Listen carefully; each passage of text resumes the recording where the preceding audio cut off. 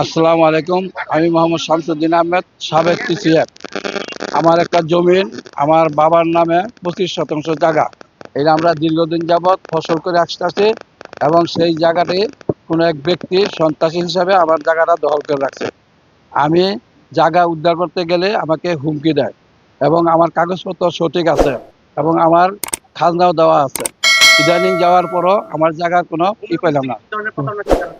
ভূমি অফিসে আসলে কয় খাজনা হয়েছে, খাস লেখা আছে, আমার পরিচিত খাস লেখা আছে।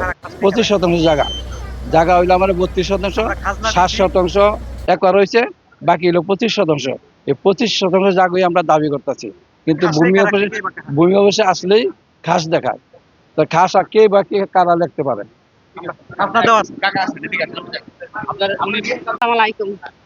আমি 2 শতাংশ টাকা মিউটেশন করতে দিচ্ছি, আমার বাবা টাকা রেখে দিছে। অনেক না করতে জানেনি, আমার জন্য তো 19,000 টাকা চায়। আল্লাহ, আমি তো গরিব পয়সা, 19,000 টাকা করতে দিব। আসলে না করতে আমার এই জায়গাটা নামঞ্জুর করে দিতে।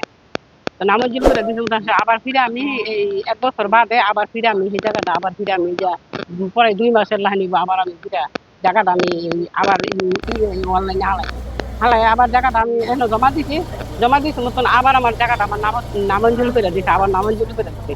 তো আবার আমার এখানে 10 শতাংশ 20 পয়েন্ট জায়গা আবার এইটা আমি অনলাইনে হালাই যদি হারা কইছে, যদি এই সরকার যদি পাস হয় তো আপনার অনলাইনের এই কাগজটা আপনার এই জমা হইব আর কি।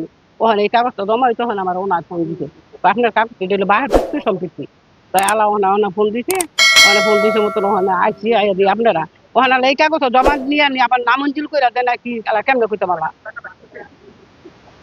ওই যে বাচ্চা আর কেন ওই যে একটা না না আমি নাম জানি, কাগজ আমরা জমা দিয়া যাই, আমরা কোনো নাম জানি ওখানে এই ডলা কি জানি করে কেমনে করতে পারলা?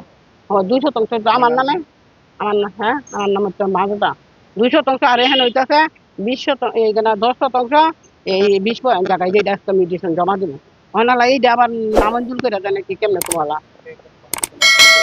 না না ওনার দুইটা আপনারা ওনার কথা হয় নাকি, ওনার কথা জমা দিয়ে যাবো।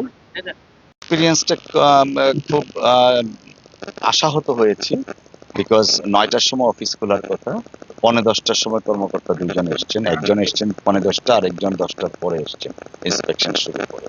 তো এই ব্যাপারে আমরা যথাযথ কর্তৃপক্ষের মাধ্যমে বিধি অনুসারে ব্যবস্থা নেওয়া হবে। দেখুন, আমাদের এই সরকার, বর্তমান সরকার জনগণ দ্বারা নির্বাচিত একটা সরকার, জনগণের সরকার, এবং আমাদের যে প্রথম চেয়ারে বসার সাথে সাথে আমাদের যে ঘোষণাটা ছিল যে crusade against corruption under the leadership of honourable prime minister জনাব তারেক রহমান সাহেব, আমরা সারা বাংলাদেশের প্রত্যেকটা ভূমি অফিসকে নিয়ে প্রশ্নবিদ্ধ আছে, অনেকের অভাব, অভিযোগ, অনুযোগ অনেক কিছু আছে, অনেক বিষয় এখানে আছে, করাপশনের এলিগেশনসটা তো 1 নম্বরে আছে।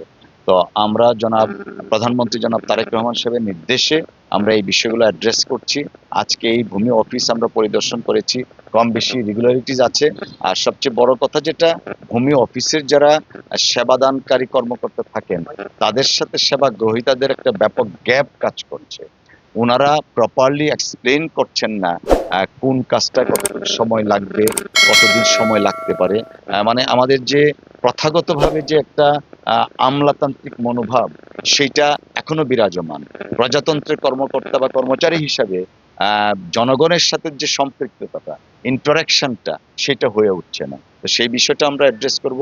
আর আজকে আমরা যা দেখেছি, অফিসিয়াল কিছু সিক্রেসির ম্যাটার আছে, সেই জিনিসগুলো আমরা দেখব, দেখে বিধি অনুসারে ব্যবস্থা নিব। এবং আজকের এই আকস্মিক ভিজিট শুধুমাত্র শিবগিরগঞ্জের মধ্যে সীমাবদ্ধ থাকবে না, বাংলাদেশের যে কোনো প্রান্তে, যে কোনো দিন, যে কোনো অফিসে আমরা যাব এবং এইভাবে একটা যেটা বলা হয় সারপ্রাইজ ভিজিট, সেটা আমরা অব্যাহত রাখবো।